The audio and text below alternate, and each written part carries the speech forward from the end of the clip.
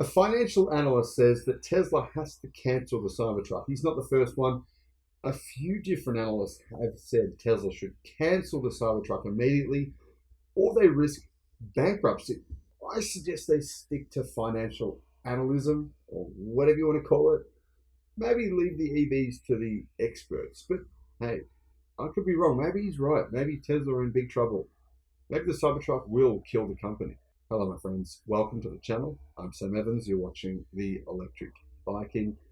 And I'm pretty excited for the Cybertruck. I really like the design. I know a lot of people hate it. I don't know why, but it appeals to me. However, I do agree with this statement that I've heard recently. EVs are not making a huge difference to global emissions. It's really the move away from gasoline, petrol, diesel powered scooters, motorbikes, all that kind of thing, and the move towards hundreds of millions of electric skateboards, scooters, bicycles, etc. That's really having a huge impact on global emissions and on, in fact, reducing the numbers of cars on our road. So that's even more important than vehicles. But that said, Americans, they love pickup trucks. They're going to buy them no matter what anyone else does. And, well, that's a huge car market. I mean, we're talking millions of pickup trucks are sold every single year in the US. Not changing anytime soon, no matter what anyone says. The Cybertruck will have eventually a big impact on the purchasing decisions of US pickup truck buyers. Maybe not next year, but eventually it will. The Tesla Cybertruck is one of the most hyped vehicles. It's, in fact, the most hyped vehicle in the history of mankind. I think it is. I mean, I know Ford's original Model T was probably a bit more important than the Cybertruck, but based on Google search trends, that's not really the case. Anyway, I'm joking, of course. Apparently, Jefferies analyst Philippe Houchois has said that cutting the price target for Tesla shares is necessary because it can't recognize the fact that it's simply dwelling in sunk cost bias and it has to cut its losses. He says in the short term, cancelling the Cybertruck would be good for Tesla and for its share price. He cites reduced earnings and free cash flow estimates that are hurting the company. This is an interesting statement, and it's not like he's alone on this. He's, in fact, one of now a growing chorus of people saying the Cybertruck will be a complete failure. Now, here's what Jefferies himself actually said. Here's the full quote. Tesla cancelling the Cybertruck would probably be positive for shares, with 2024 already a lost year for growth.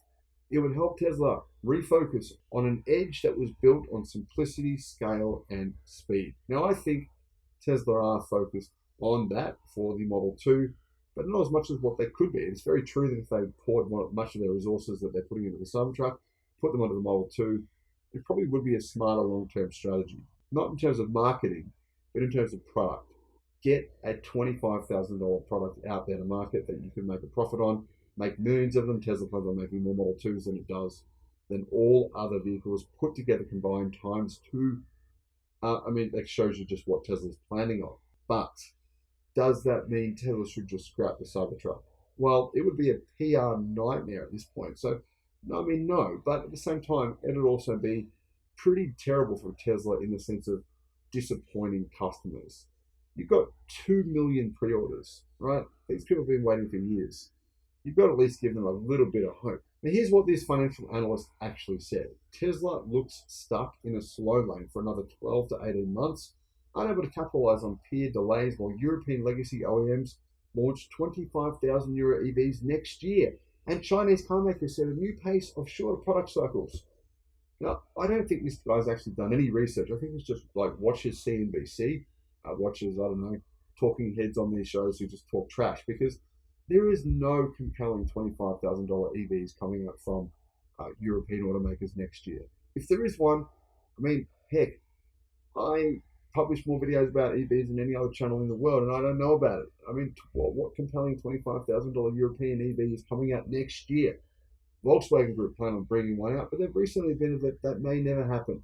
So realistically, this guy is making some interesting claims very publicly, and he's probably looking a little silly.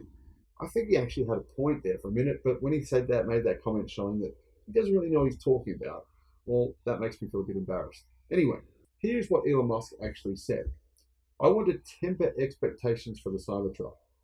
It's a great product, but financially, it will take a year to 18 months before it is a significant positive cash flow contributor. I wish it was some way to be different, but that's just my best guess. So Elon Musk is guessing on when Tesla might be able to make a profit rather than a loss on the Cybertruck. That's essentially what he's saying. Is that a problem though? Is that necessarily a bad thing? I mean, think about it this way.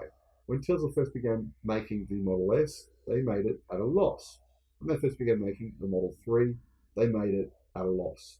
But they figured out a way to make it at a profit. The truth is here, Elon Musk, just put him to the side for a minute. Yeah, sure. He's interesting. He's enigmatic. People hate him, people love him. But let's just move that to the side and focus on reality here. Tesla has some of the best engineers, computer software experts, car designers, electronics experts on the planet. Period. That is a fact. Tesla has worked out how to make EVs at a profit when no one else except BYD has done the same. If any company can work out how to make a profit from the Cybertruck and work out how to mass produce it, it's Tesla. So I think Elon's right to have faith in the many amazing employees at the company.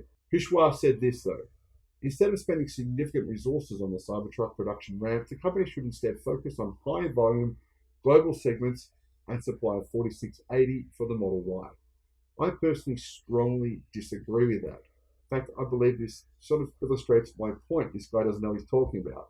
Tesla will be better served focusing on manufacturing LFP cells in the United States under license from CATL, which is what we've heard.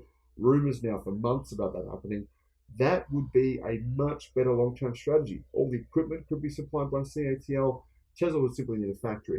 CATL would come in, set it all up for them. Tesla would, of course, pay for it, and they'd pay a licensing fee, might be 5%, something like that. And all of a sudden, they'd be able to build the Model 2 for an affordable price in the millions. That's far more important than mass miner manufacturing 4680 cells for the Model Y. What? That's not a long-term strategy. Come on. Realistically, that's what Tesla want to do. The focus here is no longer the Model Y. That's a product. It's already created. It's the Juniper version. That's all well and truly into development.